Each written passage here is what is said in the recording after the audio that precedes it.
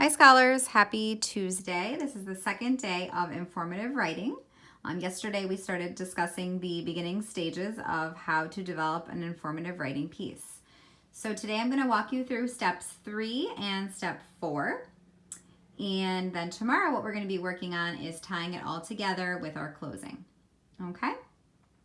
So our targets again are I can introduce a topic clearly and group related information in paragraphs and sections.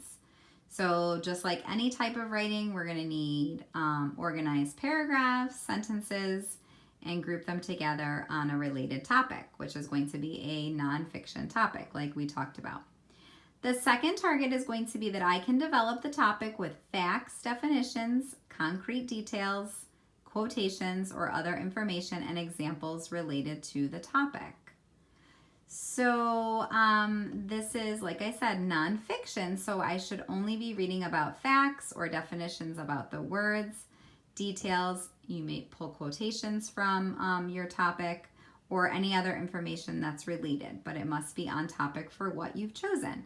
And these are facts you can read on websites. This could be in books, but it's really important, like I said yesterday, to choose something that you know a little bit about first, and then you can always read more about it. But if you choose something that you don't know anything about, it might be hard to get started and get the ball rolling with your writing.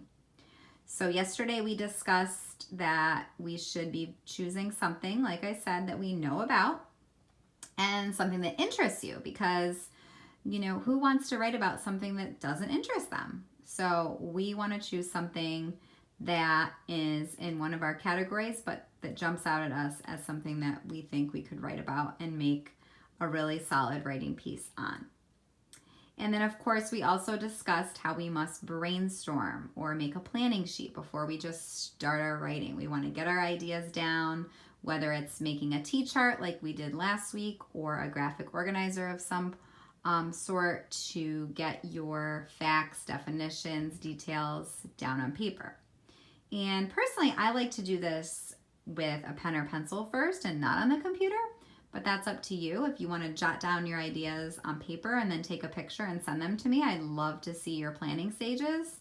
That's just, for me, that works, but might not be your choice that you want to use, but it is an option if you want to just get everything down on paper first with a pen or pencil and then begin your writing. That's absolutely fine. That is an option. So today we're going to focus on steps 3 and step 4 in the informative writing process. So just like when we did opinion writing last week, for step 3 is going to be to find an audience and hook. Okay? So think about, what is a hook? An actual hook is something that grabs you in, right? It pulls you in. So think about a fishing hook, right? When you go fishing, you cast your hook out in hopes to catch a fish and bring them in, right? So just like a fish or a fishing rod, we want to draw our readers in, right? So we need a hook. We need to pull them in and get them excited. So your audience is a name for the people who you are writing for. So this could be your parents, your families, other students, your teachers. Okay, that's your audience, who you are writing for.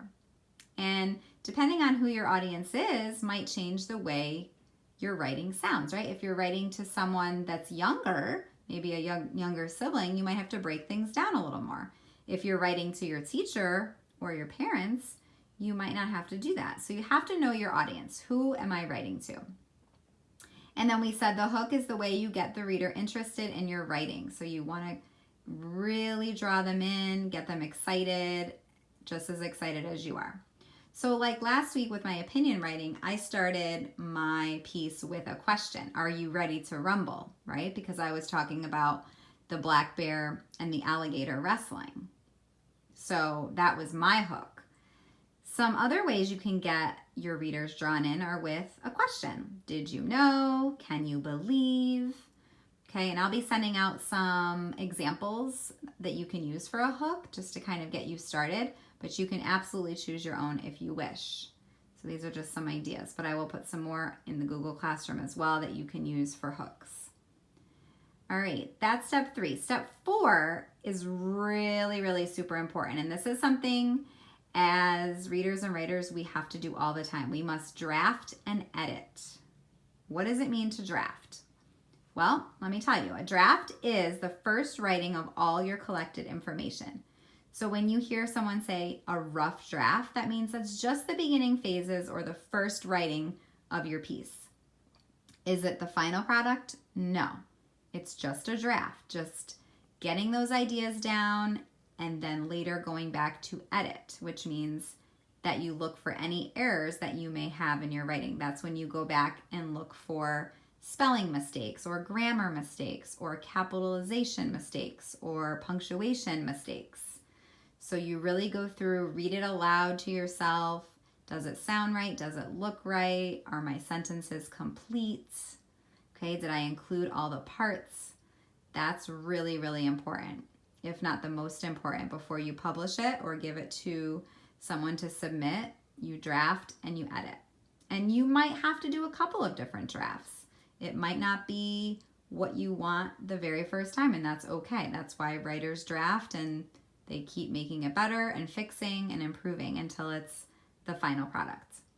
So that is steps 3 and 4. All right, so what we're going to be doing tomorrow is talking about the closing and how we're going to tie it all together. And then I'm also going to be giving you your categories for the final piece that you're going to be writing. All right, so you will have tomorrow and the rest of the week to complete that independent work, which I will go through tomorrow in our video lesson. But for today, I just want you to start thinking about what topic you want to write about and the first 4 steps that we have discussed. All right, guys, so I will see you tomorrow. I'm very excited to share with you our writing topics for this week. Bye, everyone.